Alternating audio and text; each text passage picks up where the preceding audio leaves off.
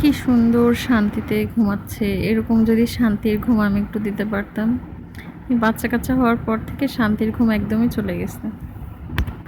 ওর এই শান্তির ঘুমটা যে শান্তিতে দেখবো সেই অবস্থা নেই। এখন আবার বড়টাকে নিয়ে স্কুলে যাব, আর ও একটু ঘুমাক শান্তিতে। তারপর আবার বাসে যাওয়ার জন্য একটু খাবার রান্না করে নিব। আজকে আবার বাড়িতে যাব। আসসালামু আলাইকুম, শুভ সকাল। এখন যে সকাল মনে হচ্ছে না, মনে হচ্ছে সন্ধ্যা হয়ে আসছে। দেখি কয়টা বাজে, ওই 6টা 50 বাজে। আর অবস্থা এই যে,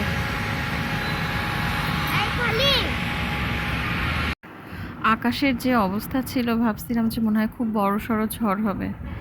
স্কুলে আসার পরে তো দেখলাম যে আস্তে আস্তে আকাশ একদম স্বচ্ছ হয়ে গেল। আর বানরটা ভাবছে যে আমার জীবনটাই পেরেশানির মধ্যে থাকি। খাঁচাতে থাকলেও তোরা ভিডিও করিস, এখানে থাকলেও বের হয়ে আসলাম তাও ভিডিও করছিস। আর আমি আমার বাসার বড় বানরটাকে বিদায় দিয়ে এই যে গাড়িতে উঠে গেলাম। বড় ফিমাকে বলছি বানর, ওকে রেখে আসলাম। একটু খারাপ লাগছিল, ও ফিমার মনটা আর কি মুখটা দেখেও বোঝা যাচ্ছিল ফিমারও মনটা খুব খারাপ। ওর খুব কষ্ট হচ্ছিল যে একা একা থাকবে। আর বাস থেকে উঠে গেলাম। আর আমি এমন একটা ভুল করছি, সানগ্লাস নিয়ে আসতে যে আমি হচ্ছে আমার চশমার যে বক্সটা থাকে সেটা পাশের আরেকটা সানগ্লাসের বক্স ছিল, আমি ভুল করে ওইটা না নিয়ে এসে আরেকটা সানগ্লাস নিয়ে চলে আসছি। এখন ঝিনাইদহে এই কয়দিন চশমা ছাড়া থাকতে হবে। আর আমার চশমা ছাড়া বাইরে বেরোতে গেলে, আমি ঘরের চশমা ছাড়া ভালো থাকতে পারি কিন্তু বাইরে বের হলেই আমার অবস্থা খারাপ হয়ে যায়। আর এটা হচ্ছে ডলার ভাইয়ার ছোট মেয়ে, আর আগেরটা তো বড় মেয়ে ছিল। আর ভাবি, এই যে ও হচ্ছে এই ফার্স্ট আমার ভিডিওতে আসলো।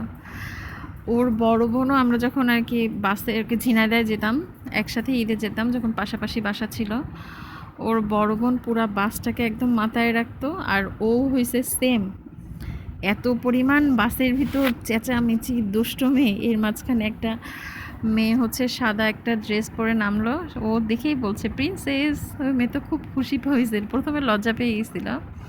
এই যে আমরা ফেরিতে উঠে গেলাম। এবার ফেরিতে এসে হচ্ছে, ফেরিতে ওঠার আগে একটু জ্যামে ছিলাম, বেশি না একটু জ্যামে ছিলাম, কারণ এই কোরবানিতে তো একটু জ্যাম থাকবেই, গরু নিয়ে যাওয়া আসা করে ট্রাকগুলো, এর জন্য অনেকটা জ্যামে ছিলাম। ফেরিতে পার হয়েও এর ভিতরে ফিমা অনেকবার ফোন দিচ্ছিল, বাসা থেকেও ঝিনাইদহ থেকেও আমার শ্বশুর শাশুড়ি ফোন দিচ্ছিল। সবাই টেনশন করছিল যে রাত হয়ে যাচ্ছে, আবার বাচ্চা দুইটাকে নিয়ে আমি একা একা। আমার যাওয়ার কথা ছিল আরও একদিন পরে, কিন্তু যে ভাবি ওনারা যাচ্ছে তো এর জন্য ওনাদের সাথে আমি চলে আসলাম। একা একা আসতে সাহস হচ্ছিল না দুইটা বাচ্চাকে নিয়ে। কি সুন্দর চাঁদও যাচ্ছে, আমরাও যাচ্ছি। আমার ছোট ছেলে এরকম অন্ধকার রাস্তা দেখে ভয় পাচ্ছিল, এই যে বলে আমরা জঙ্গলের ভিতর দিয়ে চলে যাচ্ছি, যদি এখন ভূত আসে। এই যে 8:39 বাজে, এখনও পৌঁছাতে পারিনি। আমাদের পৌঁছাতে পৌঁছাতে মনে হয় প্রায় 9টা না 9:30 বেজে গেল। আমার ছোট ছেলে খুবই ভয় পাচ্ছিল যে মা আমাকে একটু জড়াই ধরো না, আমার বুকে হাত দিয়ে থাকো, আমার ভয় লাগছে এই অন্ধকার দেখে। তবে আমারও খুব ফিমার জন্য খারাপ লাগছিল যে ফিমা একদম একা থাকবে বাসায়। ও 15 তারিখে চলে যাবে, আবার ভাইয়া হচ্ছে ফিমার সাথে চলে আসবে, যে ফিমার কয়দিন একা থাকতে হবে এর জন্য ভাইয়াও থাকবে ওর সাথে। আর এই যে রুপির বক বক বক বক শুরু।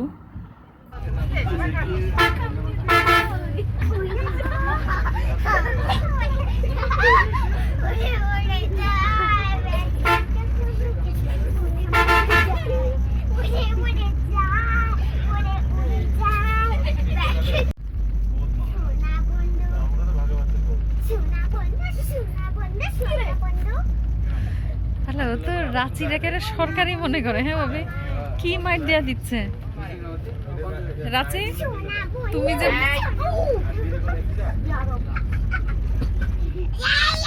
আজকে সকালে ফিমা আমাকে এত পরিমাণে ভয় পাওয়াই দিছে। আমি হচ্ছে স্কুলে গার্ডিয়ান রুমে বসে আছি, তো ফিমা এর ভিতরে আমাকে ফোন দিচ্ছে 6বার।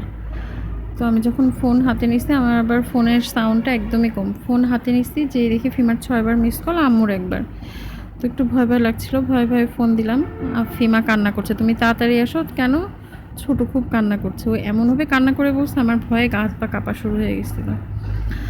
তো আমরা তো এই যে আলহামদুলিল্লাহ ভালো মতো সুস্থ মতো পৌঁছাই গেলাম। ওর বাবা তো আরও আগেই ঝিনাইদহে চলে আসছে, কারণ আমার শ্বশুর শাশুড়ি যে হসপিটালে ছিল ভর্তি, এর জন্য। ওই যে আমার বরকে দেখা যাচ্ছে বাইক রেখে, ওই যে আসছে আমাদেরকে নিতে।